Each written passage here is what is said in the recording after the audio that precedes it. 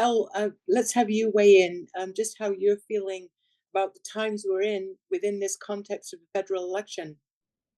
Yeah, I mean, on the one hand, obviously we're at a time with very serious issues. We all know that economic issues like the cost of food, the cost of housing, the inability to find housing. At the same time, I feel from my point of view, it feels like politics has performed like the political theater is increasingly out of step with how people actually experience politics.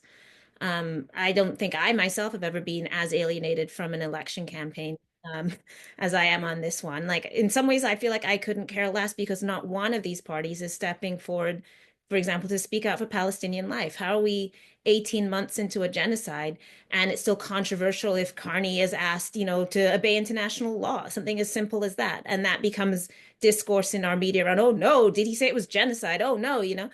So when we're still there, I find it increasingly difficult to really engage with what is really just a form of political performance, right? So, what Desmond Cole always calls the horse race, like there's all this media that's generated this sort of false, like, oh, now this person's ahead in the polls. Oh, now we got to put this story about the false buttons, because maybe the liberals are getting too far ahead in the polls. So now we need to create a debate so that it's exciting. And it's like this, symbiotic cycle of the news and politics that just generates this discourse that is more or less meaningless. We're supposed to celebrate Carney, who's moving ever further to the right, as usual, the same dynamic we've seen in the States, where we're supposed to be so scared of the conservative slash Republican boogeyman that we cede all progressive ground and the idea that like this is the responsible and mature and adult thing to do, so therefore we shouldn't talk about Palestine, or we shouldn't talk about economic justice, or race is off the table now. We're definitely not talking about racial justice anymore.